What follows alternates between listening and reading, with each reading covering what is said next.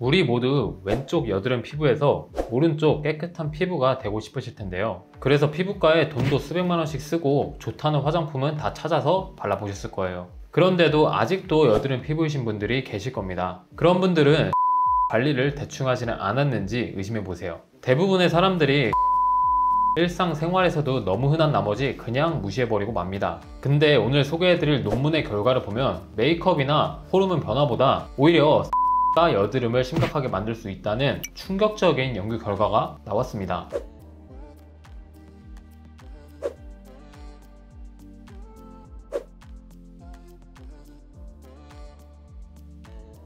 안녕하세요. 10년 넘게 여드름 피부였다가 매끈 피부가 된 더마클로버 승훈입니다. 여드름 피부 때문에 고민하시는 분들은 99%는 아마 이런 말 들어보셨을 거예요. 스트레스 받으면 여드름이 생긴다. 따라서 스트레스를 안 받으려고 노력을 해야 한다. 이 말을 듣고 나서 스트레스를 최대한 안 받으려고 노력을 하긴 하는데 사실 막 스트레스를 받던 안 받던 여드름에는 별 차이가 없는 것 같다고 느끼시는 분들이 꽤 있을 거예요. 저도 예전에는 스트레스를 덜 받으려고 노력하는 게 여드름 탈출에 의미가 있나 싶었거든요. 근데 막상 곰곰이 생각해보니 시험 기간만 되면 여드름이 더 폭발했던 기억이 나더라고요. 그래서 스트레스가 여드름과 연관이 있겠다 라는 생각이 들었고 찾아보니까 스트레스가 여드름에 영향을 줄 수 있다는 논문이 있더라고요. 논문 결과를 보니까 알겠더라고요. 많은 사람들이 스트레스 관리하라는 말이 너무 흔한 나머지 그냥 무시하고 지나가니까 여드름 피부 탈출을 못한다는 것을요. 이번 영상에서는 이 논문에 대해서 소개해 드릴 건데요. 이 영상을 통해 왜 스트레스를 받으면 여드름이 더 많이 나는지 알 수 있게 되실 거고 저처럼 여드름 피부를 탈출해서 매끈 피부가 되실 수 있을 겁니다. 그리고 논문이라고 겁먹지 마세요. 제가 오늘 영상 내용을 주변 10명에게 물어봤는데 전부 다 이해하기 쉽다고 했습니다. 초등학생도 이해하기 쉬울 만큼 설명해 드릴 테니 저만 믿고 따라오시면 됩니다. 먼저 연구 대상부터 소개해 드릴게요. 이 연구는 22세에서 24세 사이의 여성 의대생 144명을 대상으로 진행되었습니다. 왜 하필 여성 의대생들만 하고 의아해 하실 수도 있는데 연구 디자인상 특정 집단을 먼저 파악하는 게 필요할 때가 있어요. 게다가 의대생이라면 적지 않은 스트레스 속에서 살고 있을 가능성이 높겠죠. 그래서 스트레스가 여드름과 얼마나 관련이 있을까 라는 궁금증을 풀기에 꽤 적절한 표본일 수 있습니다. 스트레스가 많다는 말을 우리는 흔히 하지만 그 많다라는 걸 객관적으로 수치화하기가 쉽지가 않죠. 따라서 이 논문에서는 PSS라는 설문 도구를 사용했는데요. 본인이 생활 속에서 느끼는 스트레스 정도를 문항별로 체크하면서 점수화하는 방식입니다. 그리고 여드름의 정도가 심하다라고 할 때 단순히 눈대중으로 볼 수만은 없으니 피부과 연구에서 자주 쓰는 GA, GS라는 기준을 활용했습니다. 얼굴 여기저기에 트러블이 얼마나 생겼는지, 염증성인지 아닌지 등을 종합적으로 평가해서 점수를 매기는 거죠. 그래서 PSS 점수와 GA, GS 점수가 한 사람당 각각 측정됩니다.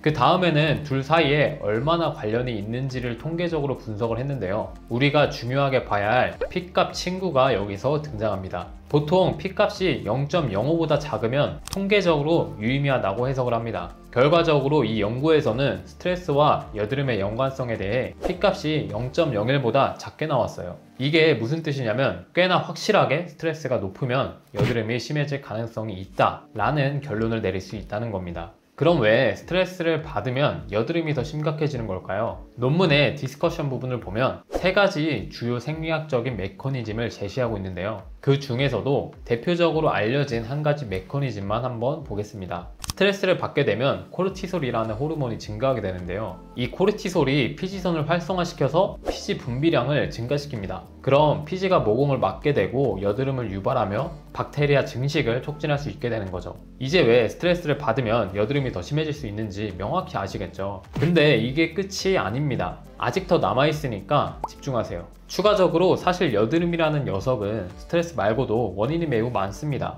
호르몬 변화, 화장품 성분, 땀 배출, 스테로이드 사용, 그리고 고온 다습한 환경 이런 것들이 있죠. 이런 여러 가지 요인들이 여드름에 한몫한다는 이야기는 많이 들어보셨을 거예요. 이 연구에 따르면 고온 다습한 환경에서도 P가 0.05보다 작은 유의미한 값이 나왔습니다. 즉 습도가 높고 덥다면 여드름이 악화될 가능성이 높아진다는 거죠. 하지만 호르몬 변화나 화장품 사용, 땀 배출, 스테로이드 사용 등은 통계적으로 유의미하지 않았다고 해요.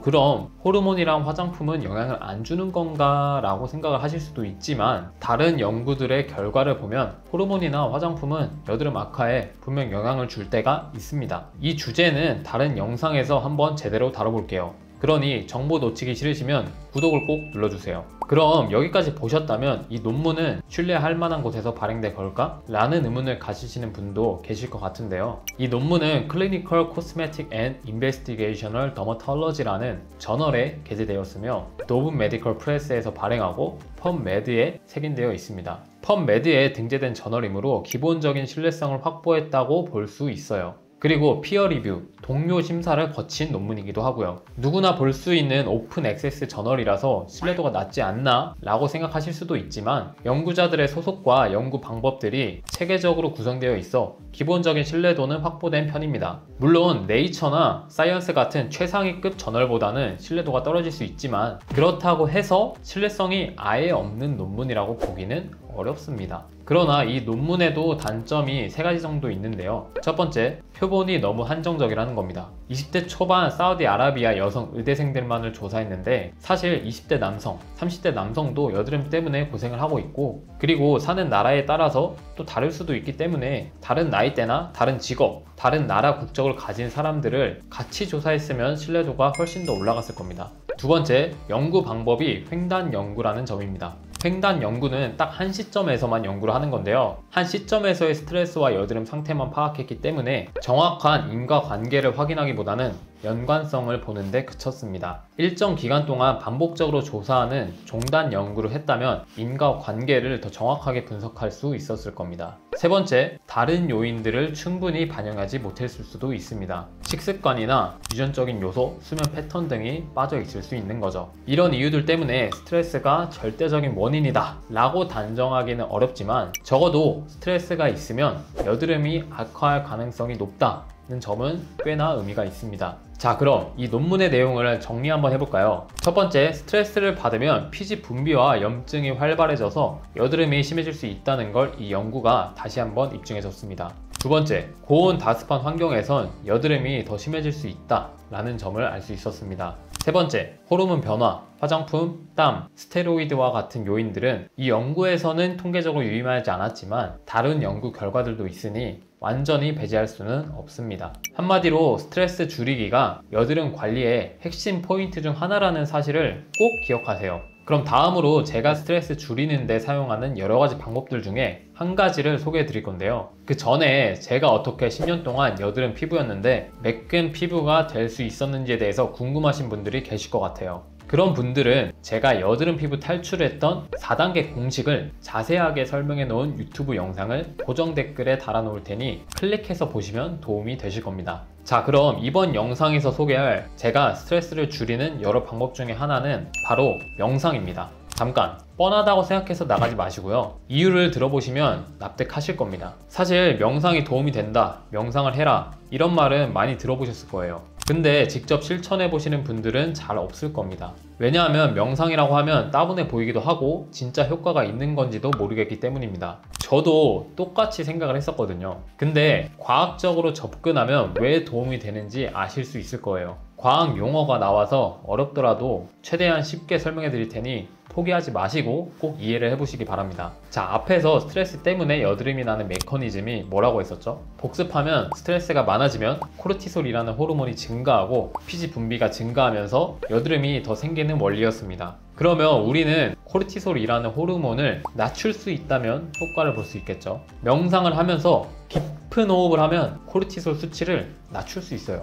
여기에 대해서도 연구한 논문이 있는데 깊은 내용은 따로 다른 영상에서 알려드릴 테니 궁금하시면 구독하고 계시면 됩니다. 이 영상에서는 하는 방법만 알려드릴게요. 방법은 정말 초등학생도 할 수 있을 정도로 쉽습니다. 하루에 2번 정도 각각 15분씩 진행을 하는데요. 눈을 감고 앉은 채로 편안한 자세에서 아무 생각도 하지 않으면서 천천히 깊은 호흡을 하는 겁니다. 이렇게 명상을 하고 나면 하기 전보다는 뭔가 뇌가 맑아진 느낌을 받으실 수 있을 거예요. 이런 느낌을 받으셨다면 잘한 겁니다.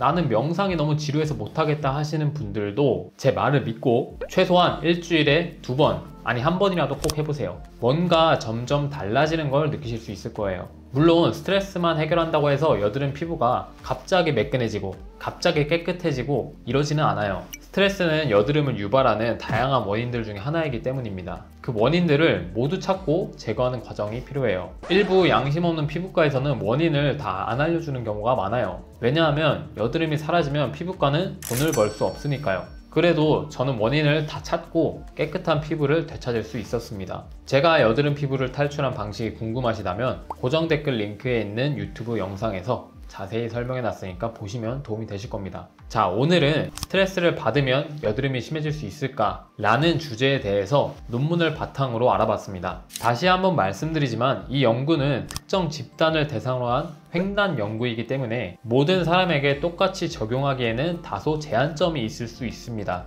그럼에도 불구하고 스트레스라는 악당이 우리 피부를 괴롭힐 수 있다는 사실을 믿어도 될 만한 연구였던 것 같습니다. 그러니 오늘부터 스트레스 관리를 제대로 해보자 라는 의지를 한번 가져보세요. 스트레스가 사라지면 마음도 피부도 한층 더 맑아질 수 있을 거예요. 오늘 내용이 여드름 피부이신 분들께 조금이나마 도움이 되셨다면 좋겠습니다. 여러분이 여드름 피부를 탈출하는 그날까지 함께 하겠습니다. 영상 시청해주셔서 감사합니다.